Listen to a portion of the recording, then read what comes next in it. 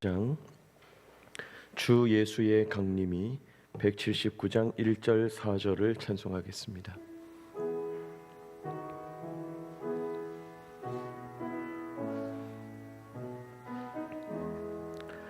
주 예수의 강림이 가까우니 저 천국을 얻을 자 회개하라. 주 성령도 너희를 부르시고 무천사도 나와서 영접하네. 내 아버지 주시는 생명 양식 다 배불리 먹고서 영생하라. 고드심을 버리고 주께 오면 그 한없는 자비를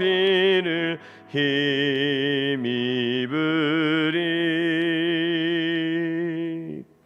아멘. 하나님 주시는 말씀 예레미야 19장입니다. 예레미야 19장 1절로 13절까지 말씀을 교독하겠습니다.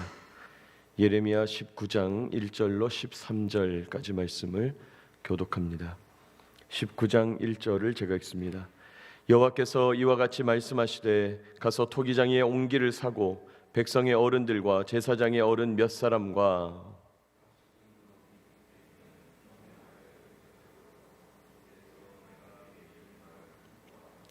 말하기를 너희 유다 왕들과 예루살렘 주민아 여호와의 말씀을 들으라.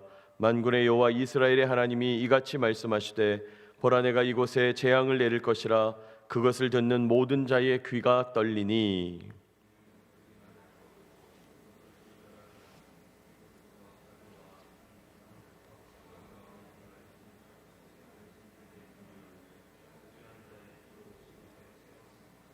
또 그들이 바알을 위하여 산당을 건축하고 자기 아들들을 바알에게 번제로 불살라 드렸나니 이는 내가 명령하거나 말하거나 뜻한 바가 아니니라.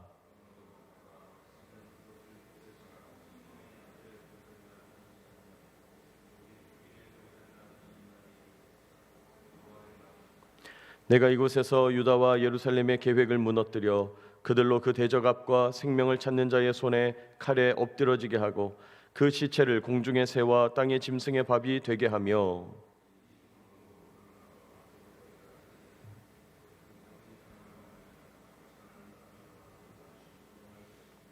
그들이 그들의 원수와 그들의 생명을 찾는 자에게 둘러싸여 곤경에 빠질 때에 내가 그들이 그들의 아들의 살, 딸의 살을 먹게 하고 또 각기 친구의 살을 먹게 하리라 하셨다 하고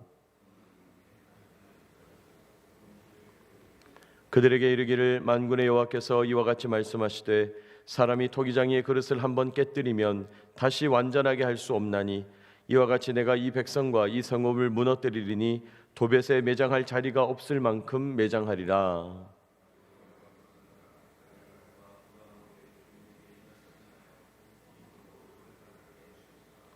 다 같이 예루살렘 집들과 유다 왕들의 집들이 그 집 위에서 하늘의 만상에 분향하고 다른 신들 의미 있는 장소, 그 장소에서 오늘 하나님께서 말씀하고 계시다는 거죠. 자, 오늘 흰놈의 아들 골짜기에서 말씀하시는 하나님의 말씀을 묵상하고 우리에게 주시는 은혜 깨닫기를 원합니다. 첫째로 오늘 하나님은 유다 사람들의 죄악을 기억하시고 심판과 재앙을 선포하고 계세요. 이건 새로울 것도 없는 얘기죠. 예레미야를 통해서 하나님이 계속해서 유다 백성들의 죄악을 기억하고 지적하고 계십니다. 그리고 그들에게 심판과 재앙을 선포하는 거죠. 여러분 3절 보시면 우리 3절 같이 한번 읽어볼까요? 시작. 말하기를 너희 유다 왕들과 예루살렘 주민아 여호와의 말씀을 들으라. 만군의 여호와 이스라엘의 하나님이 이같이 말씀하시되 보라 내가 이곳에 재앙을 내릴 것이다. 그것을 듣는 모든 자의 귀가 떨리니. 그래요. 하나님께서 분명하게 보라 내가 이곳에 재앙을 내릴 것이다 이렇게 말씀해요. 여러분, 그런데 하나님이 재앙을 내리신다 이 말은 빈말이 아니죠. 여러분, 자녀들이 부모님이 뭔가 말을 하면 그냥 한 귀로 듣고 한 귀로 흘릴 때가 많아요. 왜요? 내가 너 집에 가서 벌 준다 내가 너 나중에 징계하겠다고 해도 부모님이 징계하지 않는 경우를 많이 보는 데다가 또 엄마와 또 아빠와 관계가 좋으면 애교를 막 피우면 용서해 주겠지 그런 기대가 있는 거죠. 그러나 오늘 재앙을 내릴 거다라고 말하는 분은 하나님이죠. 빈말하는 분이 아니죠. 하나님은 하신다고 하면 하는 분이에요. 괜한 말로 위협하거나 빈말로 겁주는 분이 아니죠. 내가 재앙을 내리겠다. 주님 분명하게 말씀하는 거예요. 왜 그러냐? 4절 이는 이유를 말하는 거예요. 그들이 나를 버리고 이곳을 불결하게 하며 이곳에서 자기와 자기 조상들과 유다 왕들이 알지 못하던 다른 신에게 분향하며 무죄한 자의 피로 이곳을 채웠다. 이 흰놈의 아들 골짜기는 대대로 우상을 섬기던 유다 백성들의 타락의 장소다. 그들이 이곳에서 다른 신들을 위해서 분향하고 죄 없는 이들의 피를 흘려서 자기 욕망을 채웠다. 하나님께서 유다 백성들의 죄악이 이러이러하다 정죄하고 계시는 거죠. 여러분 5절도 눈으로 보시기 바랍니다. 5절 보시면 특별히 이 죄악 중에 어떤 게 있냐? 바알을 위하여 산당을 건축하고 무엇보다 바알에게 자기 자식들, 자기 아들들을 바친 거다. 이 자기 아들을 바치는 제사 방법, 참 나는 이런 거 명한 적이 없다. 내가 말한 게 아니다. 나는 심각하게 생각한다. 주님 말씀하고 계신 거예요. 여러분, 자식을 우상에게 바친다. 요즘 같은 분위기에서는 생각도 못할 일 같지만은 결론부터 말씀드리면 요즘도 이렇게 우상에게 자기 자식을 바치는 일이 일어나고 있는 거죠. 무슨 말입니까?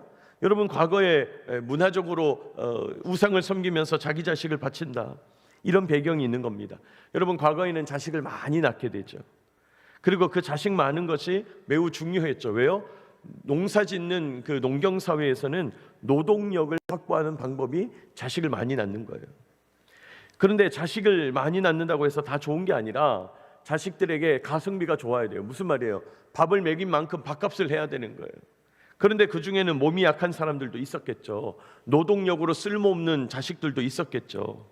자, 그런 자식들은 밥만 축내고 있으니까 그런 자식들 없애서 좋고 또 우상에게 가장 좋은 제물로 바쳐서 좋은 거예요. 바알이 볼 때는 내가 가장 중요하게 여기는 자식을 바쳤으니까 내가 더 이상 어떤 정성을 보일 수 있냐?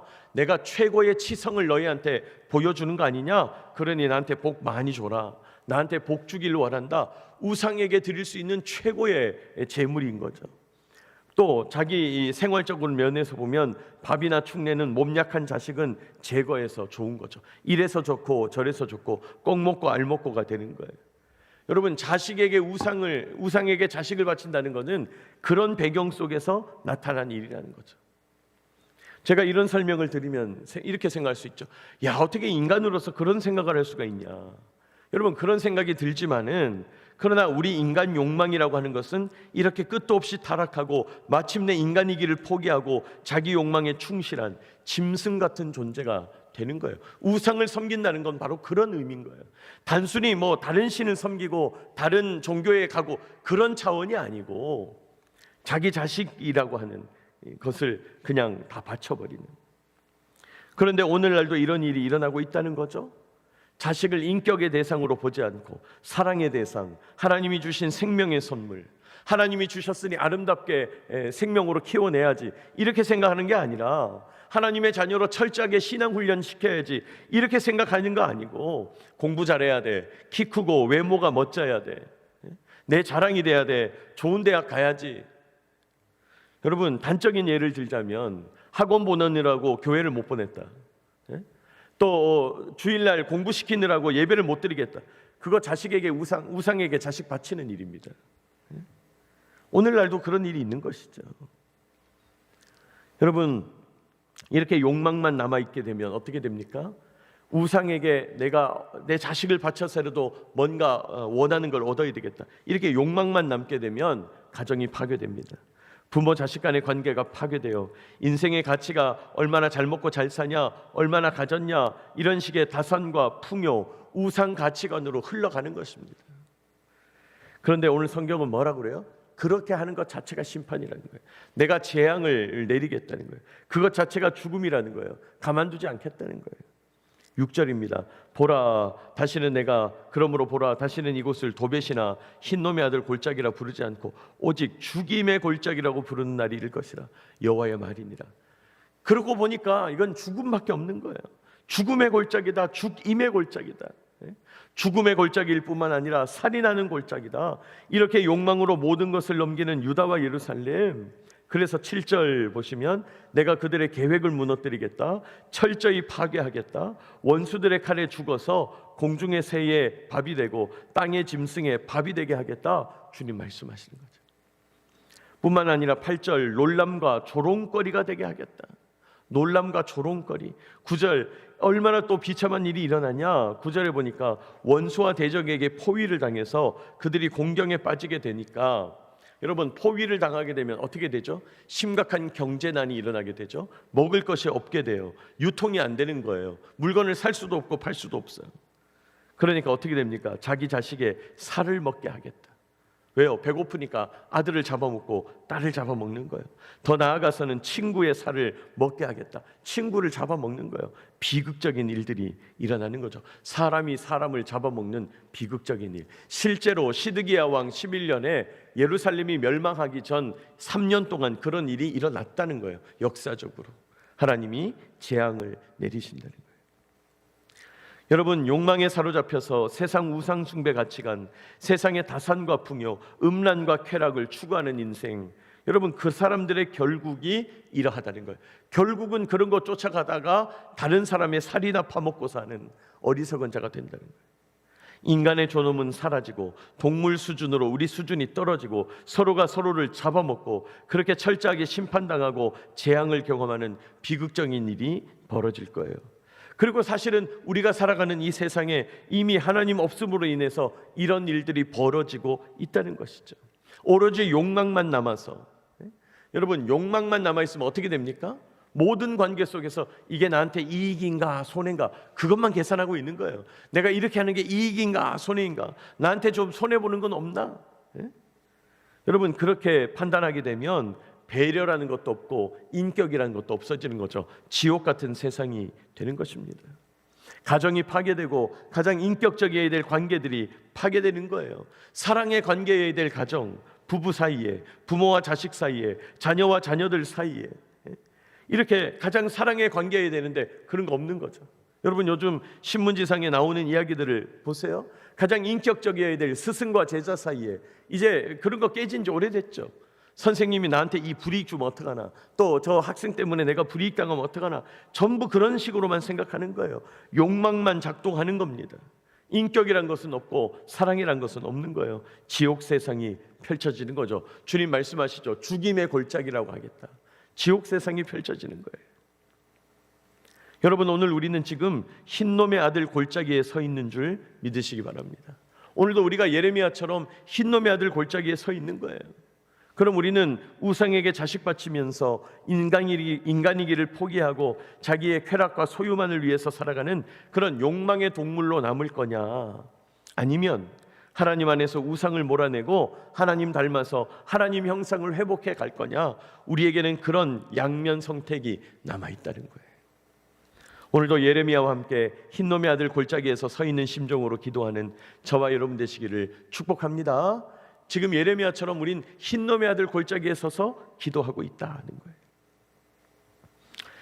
둘째로 오늘 하나님께서는요, 행동 예언을 통해서 유다 백성들이 돌이킬 수 없는 멸망의 길을 가고 있다 말씀합니다. 돌이킬 수 없는 멸망의 길을 걷고 있다. 여러분, 이 돌이킬 수 없다라는 말을 한자 표현으로 불가역적이다, 우리 그렇게 얘기하죠. 불가역적이다. 돌이킬 수 없다는 거예요. 여러분, 불가역적이라는 게 뭡니까? 한번 진행하면 되돌아올 수가 없다. 과거로 회귀할 수가 없다. 한번 어떻게 진행이 되면 과거의 어떤 기능이나 지위를 회복할 수 없다. 그런 뜻이죠. 자, 무슨 말인가? 10절 보시면 너는 함께 가는 자의 목전에서 그 옹기를 깨뜨리고. 지금 예레미야가 토기장에서 옹기를 사서 흰놈의 아들 골짜기로 갔는데 하나님이 그곳에서 옹기를 깨뜨려라. 예레미야가 옹기를 들고 있다가 와장창 깨버리니까 같이 갔던 사람들이 깜짝 놀랐겠죠. 왜 이러는 거야? 의미가 있다는 거예요. 어떤 의미입니까? 11절 우리 같이 한번 읽어봅시다. 11절 그들에게 시작. 그들에게 이르기를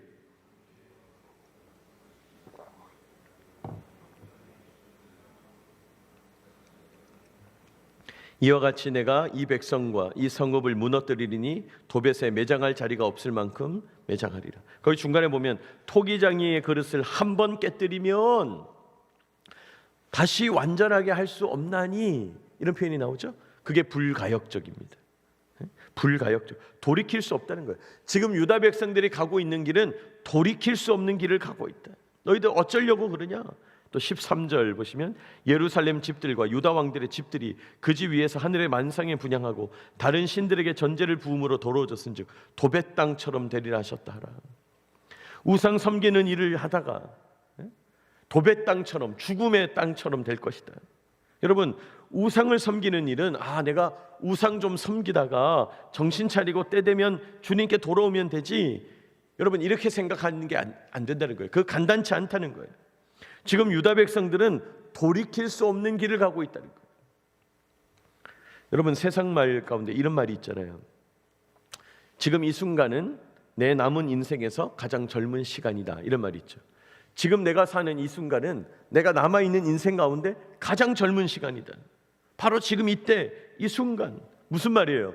세상에서도 지금이 중요하다, 지금 변화해야 될 때다, 지금 정신 차려야 될 때다, 지금 잘하면 앞으로도 변화된다, 지금이 중요한 선택의 기로다.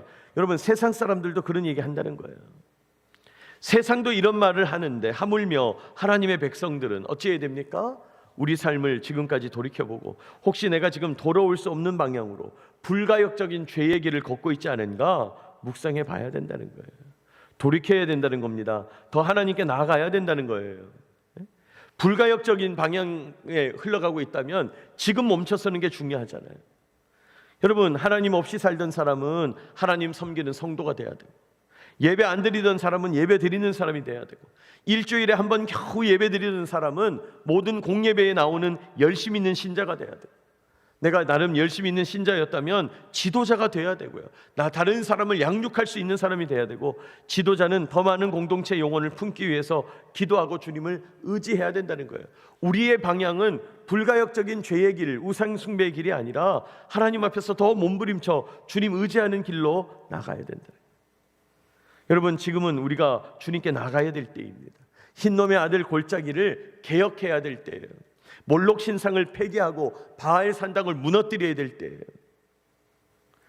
여러분, 이 신앙이라고 하는 것은요, 우리 그런 신화도 있고 그런 얘기도 있잖아요. 큰 돌을 산 위로 굴려 올라가는 것과 같은 거예요. 신앙이라고 하는 것은 평평한 평지에 돌 굴리는 게 아니고 이 경사진 산으로, 저 산 정상으로 이 돌을 끌고 올라가는 것과 같아요. 무슨 말입니까? 몸부림쳐 그걸 밀어 올려야 돼요. 그러나 그거 밀어 올리지 않으면 어떻게 되죠? 그 돌이 나를 깔아뭉개요. 그리고 과거로 돌아가는 거예요. 더 못한 방향으로 가버린다는 거예요. 우리 신앙은 하나님을 향해서 전진하지 않으면 거기에 머물러 있는 것이 아니라 우상의 소나기로 회개하는 습성이 있다는 것입니다. 내가 하나님 앞에서 몸부림치지 않으면 점점 더 주님과 멀어지게 돼요. 내가 주님께 더 예배하지 않으면 점점 더 세상 가치관과 욕망의 타락을 받아들이게 돼요. 내가 점점 주님 의지하지 않으면 소유와 풍요, 음란과 쾌락, 세상 가치가 그저 내 마음을 장악해버리게 된다는 거예요. 여러분, 그러므로 오늘도 주님께 기도하며 나아가는 저와 여러분 되시기를 축복합니다. 멈추어 설 수가 없다는 거예요. 중간은 없다는 거예요. 우상을 섬기면서 인간의 길을 포기하는 욕망의 동물로 타락할 거냐, 아니면 하나님의 형상을 회복하는 둘째 아담 예수의 길을 갈 거냐, 하나님을 닮아가는 성숙한 생명의 길을 걸을 거냐 선택해야 합니다. 오늘 주님께서 그러니까 예레미야를 통해서 계속해서 재앙을 내릴 거다, 너희들 돌이켜야 된다 말씀하고 계신 것입니다. 오늘도 또 주님을 바라보게 되는 저와 여러분 되시기를 축복합니다. 기도하겠습니다. 거룩하신 하나님 아버지, 주님의 크신 은혜와 사랑을 감사합니다. 오늘도 저희에게 귀한 한날을 허락하여 주시고 주님께 나와 기도함으로 오늘 주님 바라보며 나아가게 하시니 감사하고 찬송합니다. 지난 한 주간도 주님께서 저희들을 지켜주시고 또 이제 오늘 새로운 하루를 시작하게 하시면서 새로운 한 주간을 시작하게 하십니다. 이 새벽도 이 아침도 주님께 기도하며 나아갑니다.